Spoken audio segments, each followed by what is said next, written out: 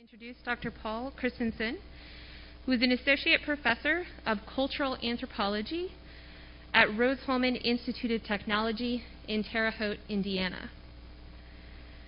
He received his PhD from the University of Hawaii, Manoa, and his research includes the use of psychoactive substances and recovery from addiction, which we're going to get a little bit more of that in this second of his talks today. He's the author of a book titled Japan, Alcoholism and Masculinity, Suffering Sobriety in Tokyo. Dr. Christensen will also be spending the 2022 academic year, or part of it anyway, as a Fulbright faculty scholar in Japan. His talk today, as you can see, is entitled Suffering Sobriety, Addiction and Recovery in Japan. Please help me in welcoming Dr. Christensen.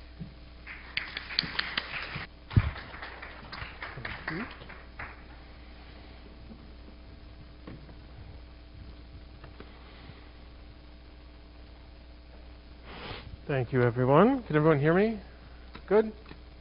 Wonderful. All right. Thank you, Jody, for that introduction. As she said, I'm Paul Christensen, and I'm going to be talking to you today about my work. This is as much during my visit here as I will talk about the things that I have directly done. So a lot of this comes out of work that I started with my dissertation and has been ongoing the last 2 years notwithstanding ever since. So about 10 or so years of looking at these issues surrounding addiction, recovery in Japan. How do we think about these things? How do we understand these categories?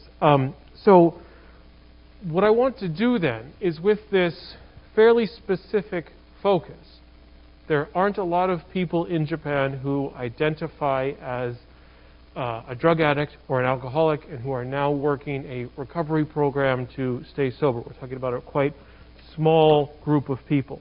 But in taking that small focus, looking at how these people, how these individuals come to be labeled, come to be framed, come to see themselves, or to be forced to recognize themselves as addicts, I want us to think more broadly about interpersonal suffering, about anguish, about how these things often accompany addiction, but maybe, I forgot I could do this, maybe are not as acknowledged or not as discussed, perhaps, as they should be. So we have two major themes that I want us to examine today, and we'll sort of work our way through both of them and then try to put the two together. I want us to think a bit about addiction. How do we typically understand this term? How do we typically use it? How do we typically perceive the people who we label as addicts? How do we treat them? And then I want us to start to apply this more directly to Japan. How has addiction been framed in Japan? In particular, the consequences for being labeled an addict, and then needing to, being required to, or maybe even feeling yourself that you need to work some kind of a recovery program.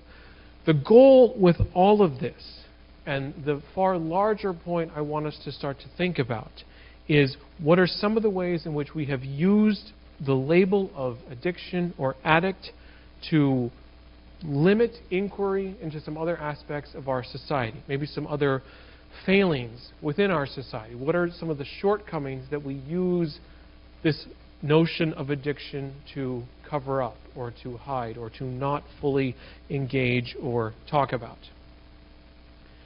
And so in doing that then, I think Japan is perhaps somewhat surprisingly a really ideal location, an ideal place to start to think about all the various and often quite complex facets of addiction, the historical factors, the movement of ideas, all of which has contributed to viewing this label in often very particular ways. I also really want to emphasize that when I use this term addiction or addict, we're talking about any number of different substances, and we are treating people who see themselves as alcoholics and people who see themselves as drug addicts as basically two shades of the same problem. So the complexity that maybe some of our legal distinctions impart into a look at addiction needs to be quite carefully thought about. Alcohol is legal in Japan, obviously. It's quite widely consumed. We'll get into that in just a second. But it exists in this sort of interesting place in that all other drugs, with the exception of tobacco, but I'm not really going to speak about that today, are, for lack of a better term, very illegal in Japan, in that they are quite stigmatizing, they are perceived as quite dangerous, quite harmful, and little distinction is made for given substances, so be it marijuana, be it methamphetamine, be it cocaine. All of these are viewed in this often very singular, very simplistic, and very frightening and terrifying way. And so we're going to need to also consider how certain categorizations of substance can complicate what we're looking at and further sort of guide us away from maybe thinking about how these things are cover-ups for harm, for shortcomings, for societal failures. I do want to make note, there's some things I'm just not going to talk about today. They're important. They should probably be discussed more, and I'm certainly happy to maybe talk about them individually with people who are interested in them. But there are other aspects of a conversation on addiction in Japan that we're not going to look at today, particularly addiction as it pertains to gambling in Japan. And Japan has some interesting forms of gambling. The bike racers you see there are caning racers, and caning is one of the major sources of gambling, along with horse racing and motorboat racing in Japan. We're talking, tens of millions, if not hundreds of millions of dollars that is annually sort of wagered on these sporting events. Japan also has pachinko, this fairly well-known game that is, a form of gambling, as well as maybe some of the other things that we also talk about, right? Can you be addicted to the internet or to chocolate or, things like that. We're not really going to get into that today. That exists, that's out there. It probably needs to be looked at in more detail, and I want us to at least be aware of that. But our focus is going to be far more on alcoholism as well as drug addiction. To begin this process then, we need to do a little bit of background. And in doing this background, we need to take apart and become familiar with what I think is a pretty startling, maybe even quite problematic paradox that exists in Japan. For many people, for many Americans, many foreign visitors who come to Japan, one of the first things that often stands out to them a bit, or something that catches people's eyes, particularly if you're walking around a major city, Tokyo, Osaka, etc., particularly if you're walking around maybe late at night on a Thursday, Friday afternoon, or something like that, is the extent to which alcohol consumption, intoxication, and drunkenness are not even tolerated, but to a certain extent indulged. Scenes like that guy are not uncommon. You can find them quite easily, particularly in most Japanese cities. People drinking to excess, and then, in his case, having trouble getting back to the subway station or the train station or however he is going to get himself home. Japan is also home to the nomi hodai. That's basically a combination of two words. It literally means all you can drink. And there are still quite a few bars in Japan where for a set amount of money over a set amount of time, you can drink as much as you want. So for my prices are still maybe about 10 years out of date, but when I was going to these things for 3,000 yen, $20 or $30, you could drink as much as you wanted to in an hour, 2 hours, something like that. The obvious consequence, though, of nomi hodai is overindulgence, overintoxication, and so Japan has thus built a pretty comprehensive infrastructure to deal with this. That guy, who is a train station employee at one of the big stations, probably in Tokyo, is using the vomit vacuum. And most stations in Japan at this point come equipped with one, if not multiple, vomit vacuums, because this is, again, a regular occurrence, particularly on Thursday, Friday, Saturday nights. People are going to throw up. Often multiple people are going to throw up somewhere on the platform or within the station, and you need to be able to deal with this quickly get rid of the mess, get rid of the stink, get rid of everything, right? So this vacuum has been developed. You see the plastic bag there that will catch all of the awfulness, and then you can easily dispose of it. This is, I think, perhaps best or maybe somewhat interestingly captured in some of the messaging, some of the public service announcements, some of the things that are quite visible around Japanese, particularly train stations, but just sort of within the lived environment of Japan. This is a picture that I actually took during one of the times that I was in Japan doing field work. We have a fairly stereotypical depiction of a salaryman, so a white-collar office-type worker, the person who's often thought of as the guy who goes out drinking after work with his colleagues or with his coworkers.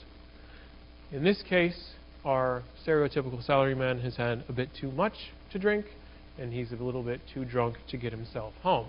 There's a very interesting text at work here, though. The first sentence reads, "Be careful when you drink too much." And the second one is, "Be extra careful of the yellow line." If you've ever been in a train station or a subway station in Japan, on the platform they'll often have a yellow line like you see here. It's often intended to keep you a safe distance from the approaching or leaving trains. It's raised so people who are blind can also feel it with their canes, that kind of thing. So it's become this very obvious, very sort of consistent present at every station in Japan. People will immediately know what that is in reference to. Now I think there's some really interesting things going on here.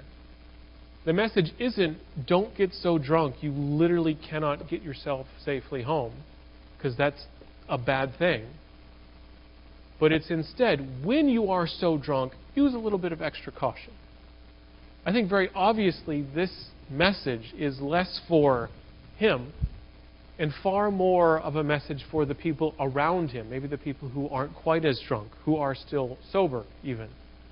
To be aware that this guy or girl is in your midst, is there, and you need to be a little extra cautious, a little aware of their presence. You need to know that they're there in case they trip and fall on the tracks or vomit on you or what have you. And this is hardly an isolated example.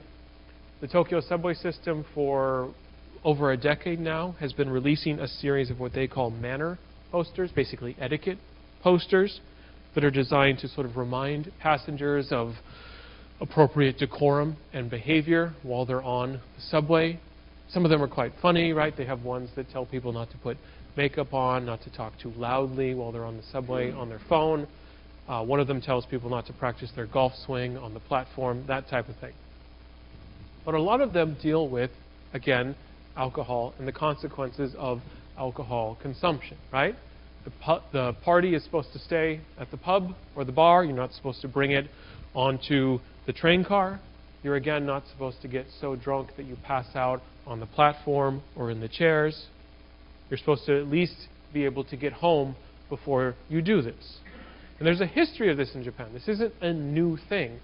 That's a poster from the 1970s. The text is basically an inner monologue of someone who's drunk and is now wondering why they are suddenly seeing Santa Claus. In particular, why am I seeing Santa Claus in October? It's not yet Christmas. I must have really drank too much tonight. And so the message, again, is very much when you're in these places, right? When you're on the train, when you're sort of moving between the drinking space and home, just be a little careful.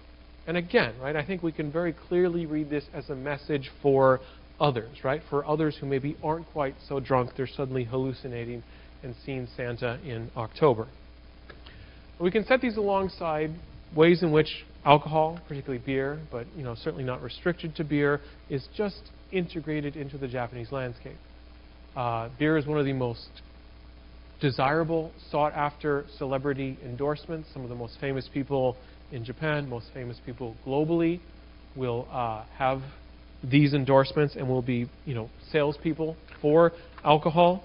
Ichiro Suzuki, the very famous baseball player, has for a long time sold beer in Japan, as well as quite a lot of other of Japan's professional athletes, either ones who are still in Japan or ones who have gone and played in leagues abroad. So for the most part, the baseball players. I think we all know who that guy is, right? And when he's not making movies, he is selling Jim Beam in Japan. So there is this ubiquity, there is this widespread tolerance of alcohol, of its consumption. It is simply a major part of the lived landscape in Japan, and has been so for a very long period of time. This is a painting, a work of art from 1818. It depicts a drinking party between humans and supernatural deities. And this fits with a far larger association in Japan between alcohol consumption, drunkenness, and a way of connecting with the supernatural, a way of connecting with the next world or another world. That when you are intoxicated, you are in this moment of limbo, you are in between these things, and you can start to access some things, you can start to be mindful of some things that you cannot while you are sober. Parties can quickly start to look like this. One of the favorite sort of annual moments of the calendar in Japan is in early spring when the cherry blossoms come out, these sort of beautiful pink petals on a lot of the trees throughout parks in Japan. And the main thing you're supposed to do when this happens is go to the park, go with your friends, sit under the trees and look up at how beautiful and wonderful this is and drink. And often drink to excess, often drink throughout the day. And the idea here is that you're in this very ephemeral, very fleeting moment of tremendous beauty, which will be made all the more so by being intoxicated, by drinking. And in doing that, you can better appreciate what you are looking at, what you are engaging with. So we have this widespread tolerance for drunkenness, for alcohol consumption. It is a major part of particularly adult life for a majority of people in Japan. But we can also set that pretty widespread tolerance for alcohol consumption, tolerance for drunkenness, alongspread an equally intense intolerance of basically everything else. Any other psychoactive substance, any other substance for which you might develop potentially problematic use or an addiction.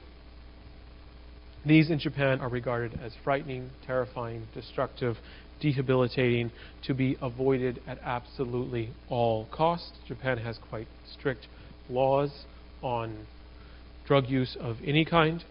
They will result in often quite lengthy prison terms if you are caught using them. And they extend to a far larger array of substances than what we might be used to. A lot of medication that we are familiar with, comfortable with in this country, either prescription-based, and even in some cases some over-the-counter medications are illegal in Japan. They are classified as narcotics, and there are stories of people getting in trouble for bringing in their medicine.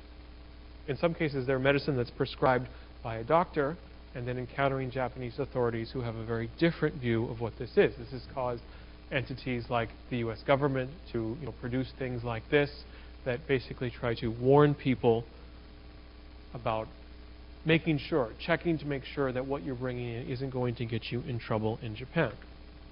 And so we can turn once again to some of the ways in which the public landscape around drugs is shaped. In the same way that you can find posters like Salaryman I showed you a few minutes ago, you can also find things like this. These are sponsored by the National Police Agency in Japan, but they're pretty frequent, or versions of this. Other iterations of this are quite regular presences at not just police stations, but train stations, even schools, universities will often have them up on quite prominently displayed billboards, that type of thing. This one, again, has some interesting text. The major headline reads, "Don't drown in drugs." The other one is a little bit idiomatic. This is the translation I've come up with. A lot of it is relying upon this larger phrase that we've seen for quite a while now around drugs in Japan. This idea of, even just once is too much, or if you do it just once, you are setting yourself on the path to addiction. I'm dating myself tremendously, but if you remember Nancy Reagan and the Just Say No campaigns in this country, similar sort of mindset or idea here. With this one, we see with just once, so using an element of this phrase work, life, family, all these things are wasted. The literal Japanese is a bubble that pops, so that's sort of the idiomatic element here that's being used. But a very frightening discourse, a very frightening set of language and imagery around any kind of drugs and drug use. Again, be it marijuana, methamphetamine, doesn't matter. All of these are treated in a very comprehensive, in a very similar method. You get high once, you're going to end up dead very quickly afterwards. There's this other phrase that has circulated a lot in Japan. You see the top there, it says dame zettai. Dame means, it literally means bad absolutely.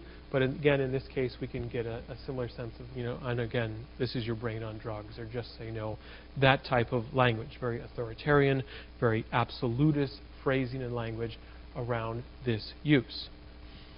There's also, I think at least, a really fascinating history here. A history that in many ways doesn't maybe quite predict what the contemporary looks like. Crystal methamphetamine is actually first synthesized by a Japanese chemist, a man named Akira Ogata, and in 1919 he is the first person to basically create crystal meth. With this creation, forces in Japan as well as elsewhere in the world start to look for pharmaceutical, commercial applications for what he has created, basically to create some kind of a commercial stimulant. In Japan, it takes the form of Hiro. That is what the red text on those bottle and box in the middle says. And Hiro is a commercial stimulant. Basically, it's meth in a form you can buy at the pharmacist, at the chemist. And it is used in Japan in the 1930s, or is available in Japan in the 1930s and the 1940s. And one of the major consumers of this, major sort of markets for this, are Japanese soldiers.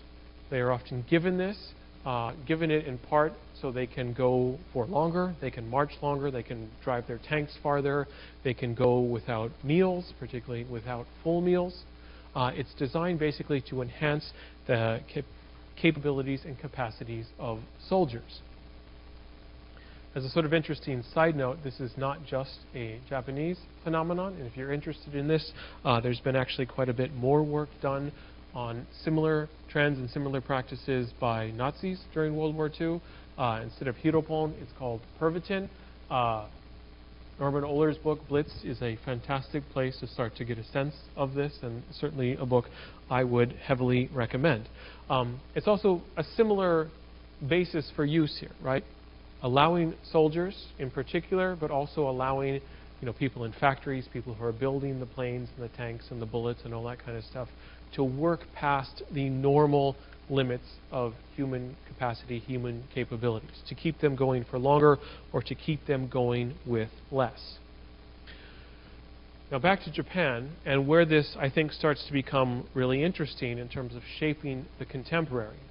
The war ends in 1945. Japan is in a basically broken state. Japan is ruined. Most of the cities have been bombed almost entirely out of existence. You have food shortages, you have widespread misery and suffering. You have roughly 6 million or so soldiers and other military personnel spread throughout Asia, primarily. They're now slowly being repatriated, being brought home. You have a very dire situation, basically. But one thing Japan does have a lot of is hiropon. There are these stockpiles of what is essentially meth. Unofficially as well as officially then, these things are kind of released to the public.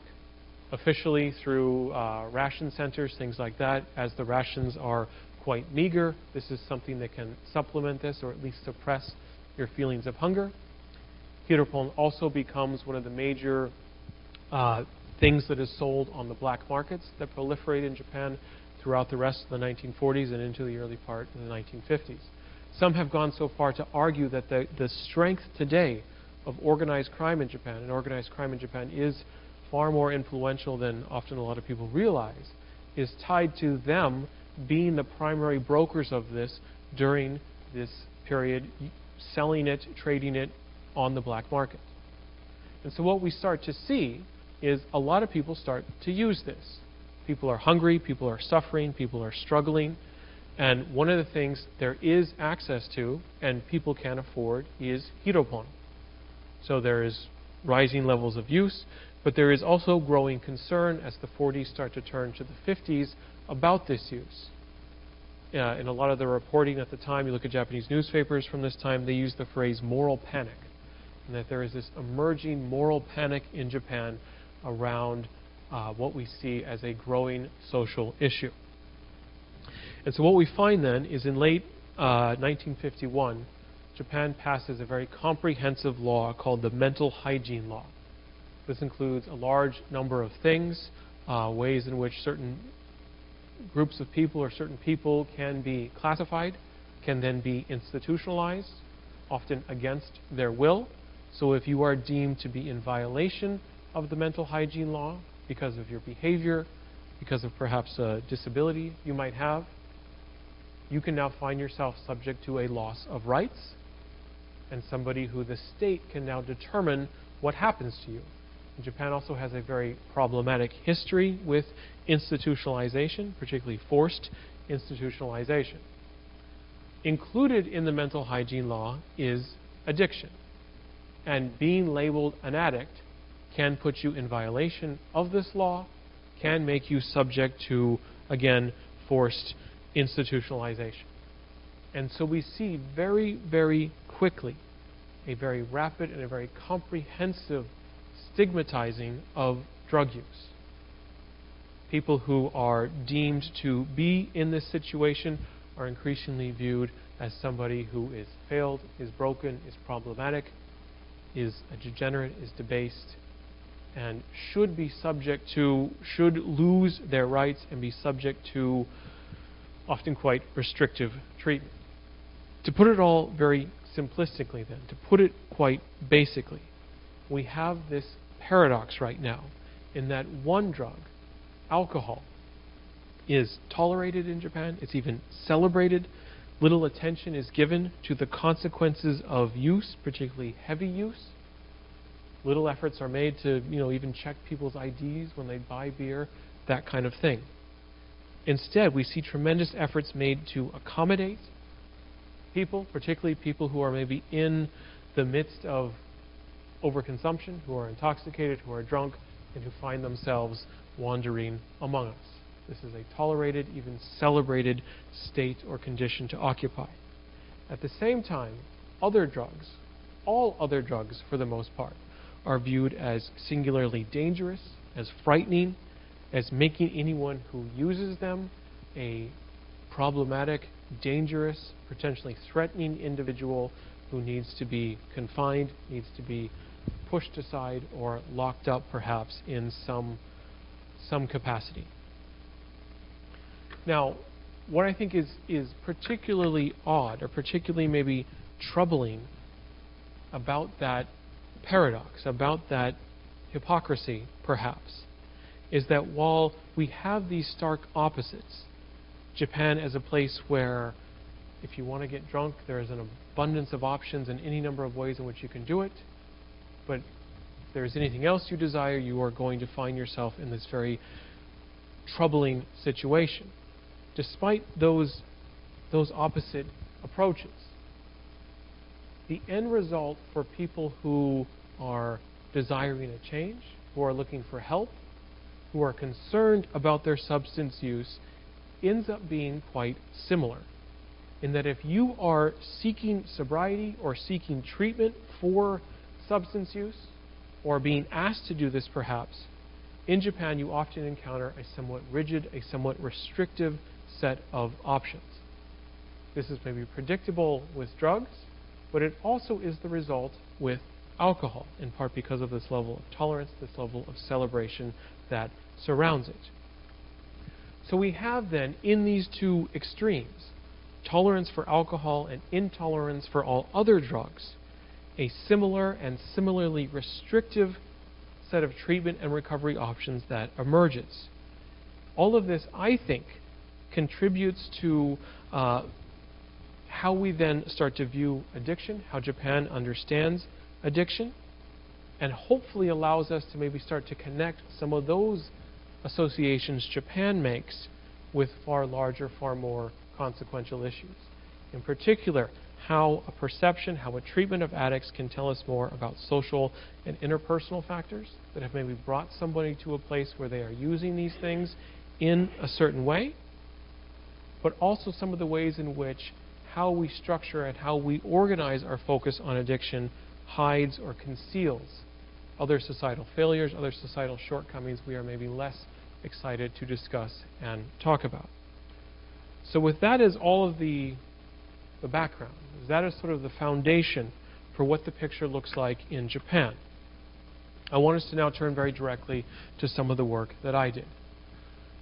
Starting around 2007 or so and up until now, I've been working primarily with 3 groups. One of which you probably recognize. This is AA, Alcoholics Anonymous. It's an American group. Gets its start in the United States in the 1930s and has today a presence in Japan as well as in a lot of countries throughout the world. Japan also has another organization called Danshukai. Danshukai is a really interesting group in that it's quite similar to AA. There is even some evidence of some very direct historical connections to AA in the 1930s, connections that are obviously severed by World War II. Some Danshukai members will even talk about Danshukai as Japanese AA, or a more Japanese version of AA. What we see today is these 2 groups exist side by side. Sometimes they share members, sometimes members make a choice about which group they want to go to. But you basically have 2 organizations with a similar ideological structure devoted to helping people with their alcoholism. We also have this other group. In Japanese, people say that acronym as DARUKU, so that's the one I usually use. It stands for the Drug Addiction Recovery Center. It is a quite large organization at this point. It is nationwide in Japan. And it basically exists to sort of catch all the people who don't find themselves at AA or Danshukai, so people who are there for other drug use. Not that those people don't exist at the alcohol ones, but I'll say more about the choices people make in terms of which group they find themselves in just a moment. Daruku is also based quite heavily on Narcotics Anonymous, so again, an interesting outside influence that is structuring, that is organizing how meetings are run, how recovery is presented, how people are sort of told they need to go about doing the things that we do. So we have yet another, I think, kind of interesting, maybe paradoxical, maybe consequential twist. That if you are someone in Japan who is concerned about your drinking and or your drug use, if you are wanting to stop or limit that, or you are being told you have to do this, you seem to have, at least initially, a plethora of options, a wide variety of options from which to choose. But if we actually sort of look below the surface a little bit, we find that all 3 groups are reliant upon the same approach to understanding, classifying, treating addiction, an approach that largely comes from outside of Japan, that makes a series of assumptions or decisions about how this process should unfold, and doesn't necessarily always fit with some of the realities individuals are bringing to these meetings, and creates a quite particular situation for them where they have to discuss and frame their addictions in ways that maybe don't match up with a lot of their lived experiences, with a lot of the things they actually talk about in meetings. We'll work our way back to that point, but let's do a little bit with just some of the basics of what these groups look like. Like I said, AA comes from the United States. It's founded in the US in the 1930s. It arrives officially in Japan in the 1970s. There's some evidence that US soldiers in particular during the occupation were holding AA meetings in Japan in the 40s and 50s. But a Japanese AA arrives in the 1970s. It is initially spread and proliferates through Christian churches that operate in Japan. Today it has moved somewhat beyond, but there is still an association of AA with Christianity to a certain extent. The number of members varies a little bit, but the most accurate recent numbers I could find put it between about 5,000 and 7,000 people who are active, fairly long-term members of this group. It is decidedly male in its membership, roughly 75% or so. But when we compare that actually to Danshukai in a moment, we'll see that it is the more balanced of the two. AA, as I'm guessing most of us probably already know, relies upon a 12-step program. AA is the innovator, is the creator of the 12-step program. There are a few, I think, important components of a 12-step based recovery program that we also need to remind ourselves of. Any 12-step system is going to advocate surrender. It is going to advocate some form of confession, some type of acceptance of, in AA's language, a higher power, and that in taking these steps, as well as often taking this moral inventory, trying to right the wrongs you may have harmed to others, through prayer, through introspection, you will go through some kind of major transformative moment that will take you from this often diseased state of addiction to a new person who is able to function, is perhaps even happy in their sobriety. There's some big assumptions then we need to remind ourselves of. The idea, first and foremost, that prayer is a transformative act. That isn't necessarily something that a lot of people in Japan accept or utilize or participate in. There is some potential skepticism with that as a meaningful thing one can do. So we're already seeing maybe some points that we need to be mindful of or attentive to. We can also note how Danshukai has, to a certain extent, maybe tried to circumvent or figure out workarounds to some of these aspects, but in doing so has also created a set of assumptions that doesn't necessarily always work for everybody finding themselves in a meeting, seeking help, seeking recovery. Danshukai has its roots and its origin in a temperance movement that existed in Japan in the 1920s. Just like in this country, there was temperance efforts, basically efforts to try to eliminate alcohol. We had prohibition, so our efforts were, somewhat successful for a period of time. They were not nearly as successful in Japan. But what did grow out of that was Danshukai, and was an organization designed to try to help individuals with their consumption. Today we can put an estimate around about 8,000 or so people. So in combination, we're talking about, a little over 10,000 total people in Japan who are members of these groups. Danshukai still has some strong elements of AA, most notably the idea that individuals are themselves powerless over alcohol, that they cannot do this on their own, and they need to find someone else, what AA would probably label as a higher power. But what Danshukai has had to, again, work around or change, do some other things. So in this case, at Danshukai, the idea is often that you participate with your family. This has led to Danshukai being perceived by some as almost comprehensively male.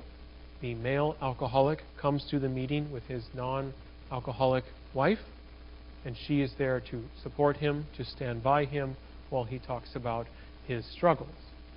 This also then, of course, assumes that people still have intact relationships, that their consumption hasn't brought about divorce, or maybe never even allowed a marriage to take place in the first place. So while Danshukai isn't maybe wrestling with some of these associations of Christianity, or trying to figure out how do you turn prayer to a higher power, into a meaningful act, it is still confronting a program and a set of dictates that doesn't always match up with the reality that people are bringing to meetings. Then finally we can meet our third organization, Daruku. Daruku starts in Tokyo in 1985. It has since spread throughout all of Japan. Every prefecture at this point has at least one Daruku group. Obviously the major cities have far more, and there's dozens of different Daruku and Daruku affiliations in Tokyo, Osaka, places like this. Daruku is quite interesting in that it's sort of this hybrid of a variety of things. it is probably best thought about, and I've taken that text directly from their website, as a private rehabilitation facility, the aim of which is to try to help people move past this disease of addiction. And that language is very important, and we'll come back to it in just a second. The meetings are modeled almost directly on Narcotics Anonymous, so they basically run Narcotics Anonymous as part of this program. But it's a much larger program. The group that I worked with in Tokyo, they have they call it an office, but it has a conventional office. It also has a large, I don't know, you could call it a day room. There's a TV, there's ping pong, there's a lot of, comic books and things like that. It's basically a space where people can spend a day free from temptation, free from maybe going back to where they used to meet their dealer or something like that. And it also has a meeting room. And the initial part of the program is you have to do 2 meetings a day at Dadagu and then go out into the city, go find another NA meeting in the evening. So most people, when they join Dadagu, are basically spending the majority of their time in meetings. In Narcotics Anonymous meetings, where they are being introduced to, again, a program quite similar to AA, maybe somewhat more open-ended, in that it isn't just focused on alcohol, but the same set of assumptions.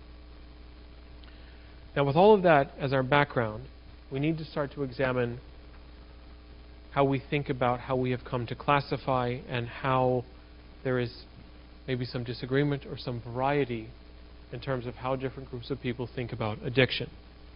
Addiction is actually probably not quite the correct term. I'm using it more because it's straightforward and convenient and familiar to all of us.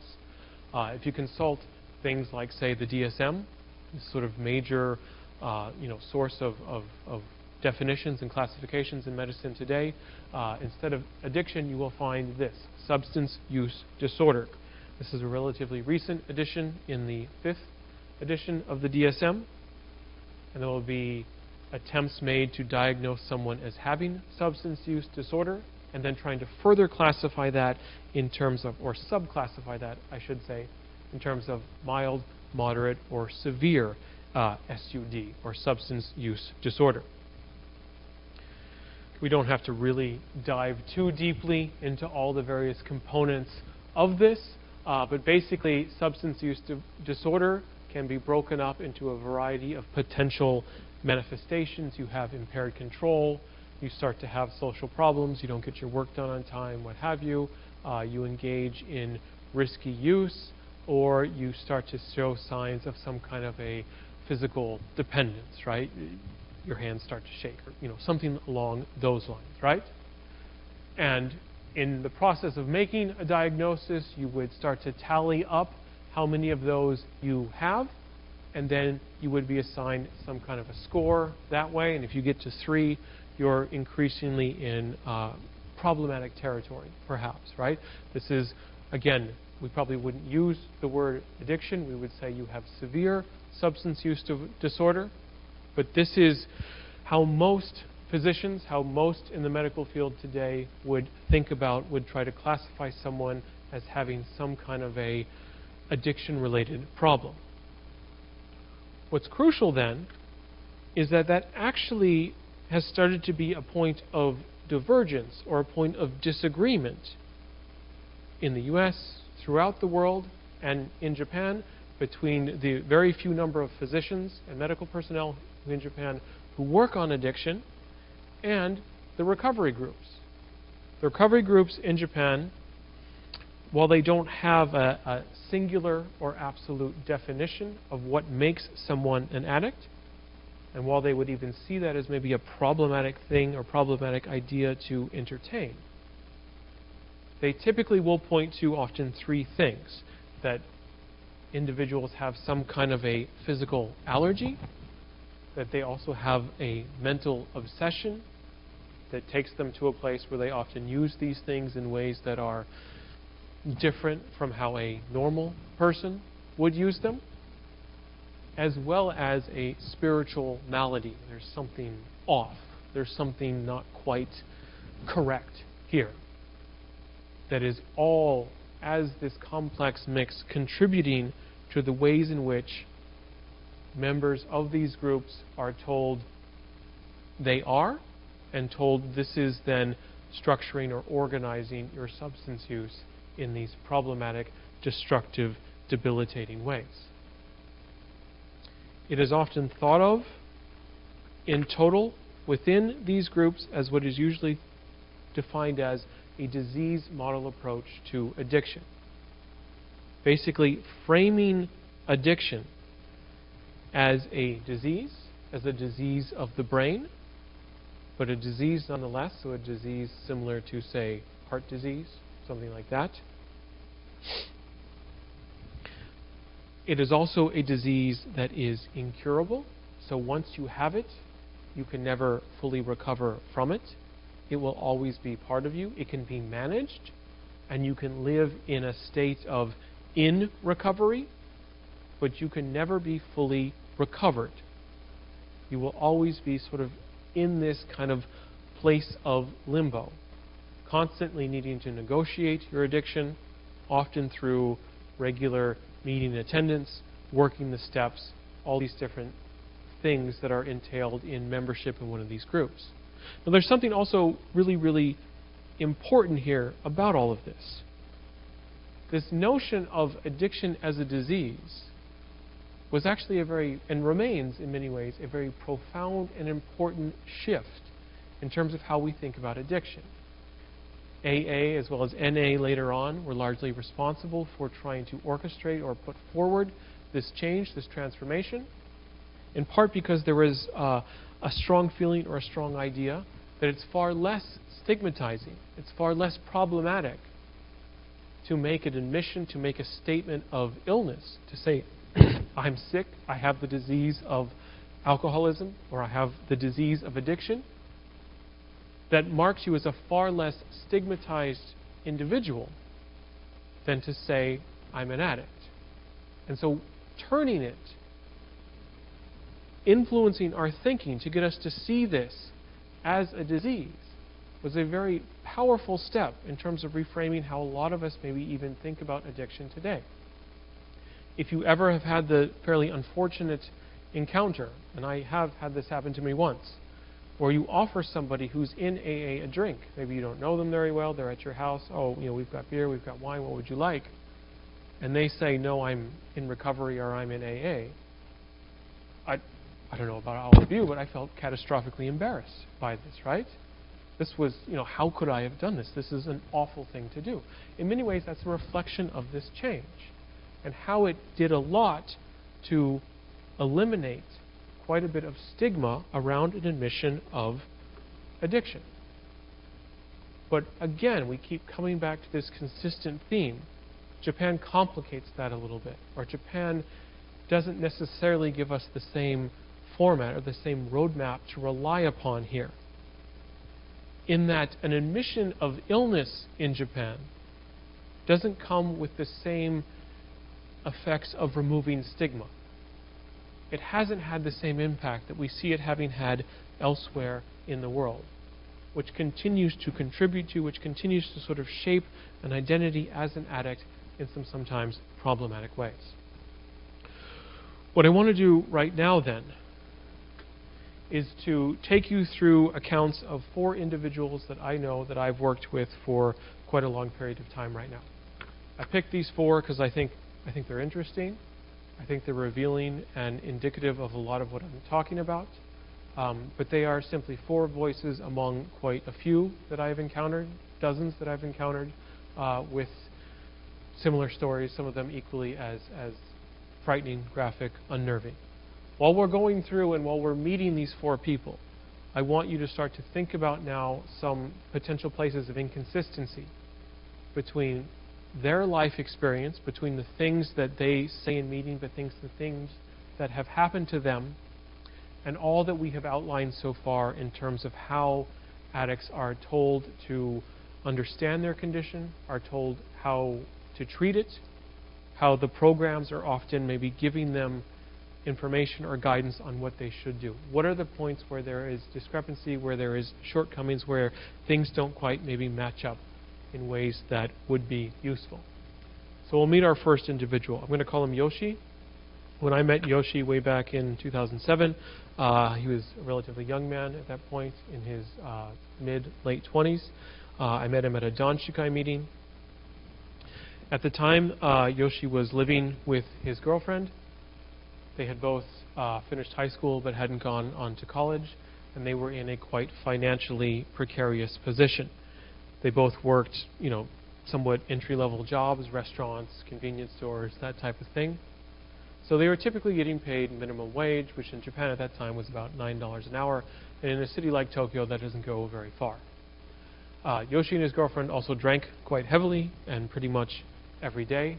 They would work, again, restaurant hours usually, so quite late, getting off around 11, 12, 1 o'clock in the morning, come home and drink until they passed out, sleep throughout the morning into the afternoon, and basically repeat this cycle. And he said this is ongoing. This has basically been their lives since they had finished high school.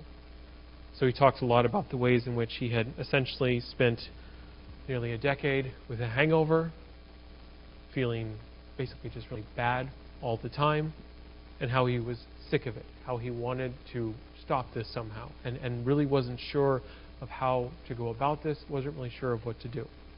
And he'd started to poke around, look at some things up on his phone, etc., and in doing so, he had found Danshukai, and he had just recently started coming to meetings when I met him and when I started observing these meetings as well. One of the things that struck me, though, and one of the big struggle that Yoshi was having, is that his girlfriend was fundamentally intolerant of what he was trying to do. She saw his now very nascent, very short-term sobriety as a betrayal of their relationship, as basically a betrayal of who he was. And he said, just about every evening now at this point, we get home relatively close together from our different jobs. She comes home either already drunk or with beer, sake, shochu, spirits, whatever it is to drink. She starts drinking them and she starts screaming at me. The most common thing, you can sort of distill what she says to me down to this, that she keeps questioning my manhood. You're a man. That means you need to drink. And the fact that you're not drinking means you're no longer a man. And as she would get more and more intoxicated, she was usually drinking the sort of tall cans, the 16-ounce cans of beer. She would drink most of it and then throw what was left at him. She said, you're no longer a man anymore, so you have to clean up the apartment. You have to do the women's work around here. Their apartment was, as you can imagine, over the course of days and weeks, becoming more and more foul-smelling and dirty. He was doing his best to clean this up. She was doing her best to undermine those efforts. And so he found himself really trapped. And he also found that Danshukai's program, which assumes that you bring your partner, and it's presented in gender-neutral terms, but really it means the husband or the boyfriend brings his wife or his girlfriend who sits beside him and supports him, had no real answer to this. They had no idea. How do you deal with a moment of trauma, of distress like this?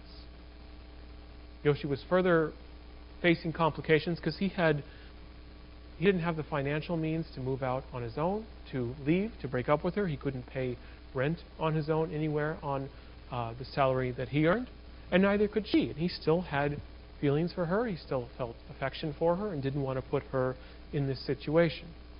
So he found himself stuck. He found himself over the course of several months wrestling with this unwieldy situation. At one point he went back home, tried to live with his parents. They said, you're not welcome here. You're an adult now. Go away. And you're in this weird group we don't really understand.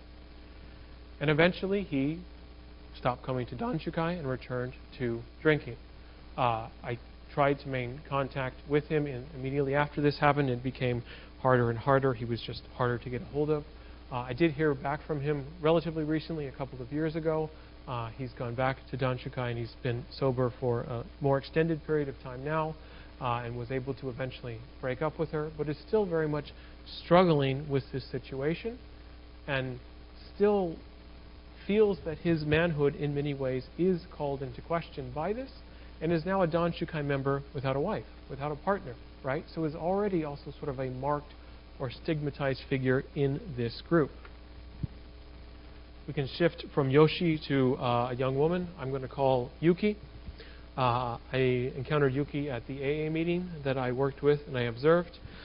She was, at the time that I met her, in her mid-30s. She had started drinking heavily in high school, drank pretty consistently on a nearly daily basis, often to excess. So she would say, I was always drinking at least 5, 6+ drinks a night. Despite this, she also was very much a high-achieving individual, went to a good college, had a very good job, office-type job, white-collar kind of work, that sort of thing. But the consequence of this decade-plus of heavy consumption was starting to catch up with her. She was starting to have a lot of issues, liver issues, other, organ issues. She was starting to have shakes and trembles. She was, again, living in this constant state of being hungover during the day and then drinking at night. So all this sort of, awfulness that comes with that. Finally, she collapsed one day at work. This resulted in her being sent to a short-term detoxification program. It's the first time, she said, in over a decade she went more than a day or two without a drink. Got out of that program, went back to drinking, had another relapse in terms of her health. At this point, she was admitted to a 3-month inpatient recovery program.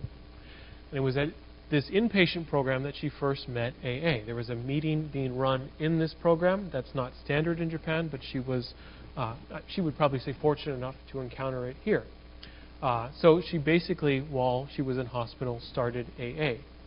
She was sober at that point for 3 months when she was discharged from the program. She was also determined to try to stay sober. She had seen this as, for the most part, a positive in her life. But what she found very immediately when she returned to work is that people started asking her, people started pushing for her to go drinking again. They started saying things like, "Oh, we really missed you. You always were the one who got us going. You organized the drinking parties. Hasn't been the same without you. When are we going out?" And she would keep trying to explain AA's position, the idea in AA that you are never fully recovered, you live in this state of recovery. That was met pretty consistently by a statement, basically this or some version of this. But the people she worked with could not understand how she had been released from hospital if she was not better. Doctors don't let you out of the hospital if you're not better. That's just not how it works. You have to be recovered for the doctor to discharge you. What is this nonsense you're spewing to us about being in recovery or being sober? None of this is really making any sense to us. This pressure grew and grew and grew over the course of weeks. Finally, she was given an ultimatum: we're going out on Friday and you're coming. So on Thursday, she quit her job. This is a very good job. It paid her quite well. But she felt that she had no other recourse, in part because it was simply impossible to explain to her coworkers in a way that they accepted how she was now trying to live her life. She was unemployed for a period of time. She found another job at a far less prestigious place, far lower salary. And right before I left Japan during this segment of field work, she was reporting similar things happening once again. I've been there a couple months. They're really asking, "Why haven't you come out drinking with us yet? We really want to get to know you more. You always say you can't make it. You got to come with us at some point." And this was becoming this growing source of anxiety for her. I don't know how to say no. I haven't yet told them I'm in AA, and I'm pretty sure their reaction is going to be the same. If we shift our focus away from alcohol and more towards drugs, we can meet a young man. I'm going to call him Hiro. When I met Hiro a couple of years ago, actually, when I started working more directly with Duttergu, he was in his late 30s. He's married. He's got 2 small children. He was also working as the manager of a very popular pub restaurant that was owned by his father-in-law. Very successful business. And the idea, since his father-in-law didn't have a son, was that Hiro would inherit this. He would take over when his father-in-law either became too old to work or died or something like this. Hiro also drank heavily, had been drinking heavily since high school. He often carried around a flask with whiskey in it. He would start taking little pulls off this in the morning, would continue taking larger and larger drinks throughout the course of the day, and then would often switch to full-fledged drinking in the evening, often while he was managing the restaurant, drinking with regular customers, or just taking drinks on the side, and that kind of stuff. But Hiro's also not viewed as an alcoholic. Instead, he started using initially what is called synthetic marijuana in Japan. Basically, it's an amalgamation of some chemicals you probably really never ever should smoke. But because all of those chemicals combined together were illegal, synthetic marijuana was for a period of time legal, largely through this loophole, a loophole that was closed after a couple of years by the Japanese government, and at which point Hiro, having liked what this did to him, switched to smoking marijuana. He was caught shortly after doing this, initially by his wife, who then told Hiro's parents, Hiro's family, as well as her family, and he was given an ultimatum. If he continued to do this, she would divorce him, she would get sole custody of their children, his father-in-law would disown him from this business arrangement they had. He would basically become a non-entity. His parents would also disown him for what he was doing. This was his one and only chance. If he ever smoked this again, he would cease to exist in their eyes. And so part of the arrangement was that Hiro started going to Daruku, started participating in meetings.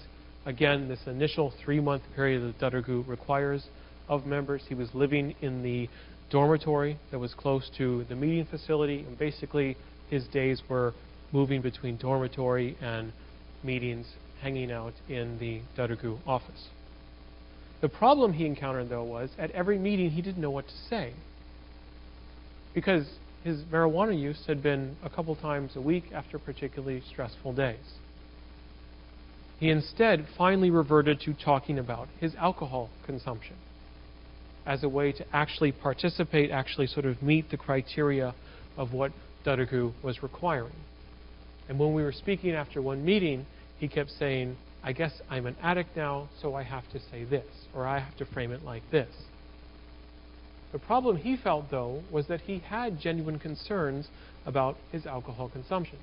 He thought it was too much, and he needed some way of reducing it, curbing it, or eliminating it from his life. But no one else in his life saw this as a problem. This was simply just what people in his industry in high stress positions did. That's okay. But his marijuana use was what marked him as potentially somebody who could lose everything if it continued, if he didn't finish Daruku's program. And then the last person I want to introduce you to or have you meet is a man I'm going to call Toshi. Toshi is, or was in his 50s when I met him. He was originally from Osaka. And Toshi grew up in the Yakuza, the mafia in Japan. He was a member of organized crime groups, as was a lot of other members of his family. And from his late teen years on, he took a very active role in this. Initially, he served as a dealer for methamphetamine, and as he grew and he was a very sort of physically imposing man, he became the guy who basically gave out beatings if you didn't pay, or if you ran away, or if you had unpaid debts. He was a broker of violence and would chase you down if you did something that offended the Yakuza. This also really never sat well with him. He was given this position again because of his imposing physique. He is a quite, tall, strong guy. But it also resulted in his own methamphetamine use. He had easy access to it given his criminal associations. And he would start using, initially on a maybe, once a month basis, but it quickly turned into using pretty much every day. And he said using to deal with how he felt, with the guilt, with the pain, both emotional pain as well as quite literally physical pain. When you punch someone in the face repeatedly, your hand starts to hurt, that kind of thing.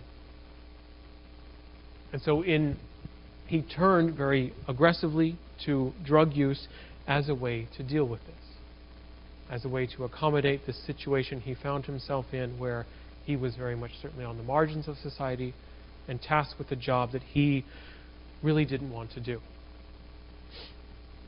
Where this comes from, though, is a different place, maybe somewhat surprising. Toshi woke up one morning, his mother, very drunk, and herself, someone who probably would meet some of the criteria for substance use disorder in terms of alcoholism, was standing over him. She was holding the biggest kitchen knife she could find, and she was mumbling to herself somewhat drunkenly if today was the day she finally killed her degenerate son. Now it's crucial to keep in mind, Toshi isn't a degenerate because he doles out violence to people as part of his job, or because he's part of a criminal association, because he engages in criminal activity on a several times a day basis. In her view, Toshi's a degenerate because he uses meth. And because his meth use has increasingly compromised his ability to give out those beatings, to rise through the ranks of his particular Yakuza group. That's what makes him a degenerate. That's what makes him even potentially somebody who should be murdered. Murdered, in this case, by his own mother. Now, crucially, what I think links all of these stories, as well as the dozens of others from individuals I met, individuals I worked with in Japan, is that they have led lives that were filled with trauma, with pain, with, in many cases, rejection. To go alongside those four are lots of people who failed to get into college, failed to get a job at the culturally appropriate moment of their life, had their marriage fall apart, maybe even for reasons beyond their control. That they have led lives marked by trauma, by pain, by suffering. But when they finally find something that is supposed to help them, that is supposed to maybe give them a path forward, that individual trauma, pain, suffering, rejection is often pushed into the background. It's often neglected or not acknowledged, or doesn't become part of this larger recovery system they are now asked to work their way through. It isn't why they started using all these different substances, often started using it in the words that they use during meetings to numb the pain or the anguish or the despair that they felt. But instead, in AA, in Danshikai, in Daruku/NA, they are now diseased individuals who are sick with the disease of addiction. They can never fully recover from this, and they must perpetually work this program if they want to have any chance at stability in their lives. And all these other associated things often go unacknowledged or ignored. I think taken in total then, Japan, in all of these various often paradoxical, contradicting extremes, gives us a good place to start to evaluate or ask, what exactly do we mean when we make someone an addict, when we label someone with this term? Are we actually trying to help that person, to aid them in an often difficult and arduous journey away from substances that were undeniably often compromising their health, undermining interpersonal relationships, doing any number of destructive things to them? Or are we instead trying to hide, to paper over, to disguise some of the societal failings and shortcomings we might have? Why don't we ask questions like, why is there this level of pain and trauma and suffering in Japan? Why are so many people struggling so much with some of the expectations they are placed under and finding very little, if any, recourse or outlet to deal with that? And instead, finding themselves in often desperate situations where they turn to some of these substances, either because it's everywhere and easily embraced by the society, or even because it's highly stigmatizing, but still something that is better than the pain they're feeling, or helps them numb, at least for a moment, this pain in ways that they don't otherwise have access to.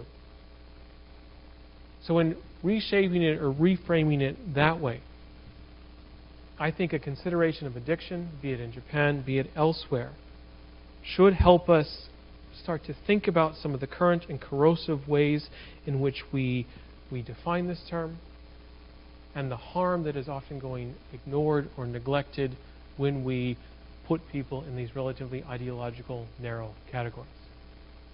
That's all I have for this, too. Thank you very much.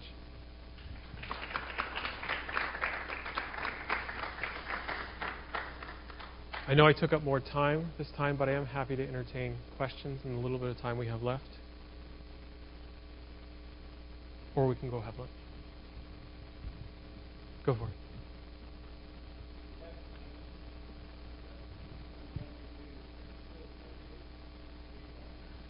Yeah, Japan isn't the highest in the world. That dubious honor goes to, I think, some of the Eastern European countries, but it is quite high. For a long time, despite everything that the government tried to do to bring it down, it stayed, they called it the stubborn 30,000. It would just stay at that number, no matter what they seemed to do. So it definitely is a part of this complex picture, and a lot of the people I encountered had contemplated it, had tried it at some point, but yeah, there's a lot of moving pieces to this, aren't there?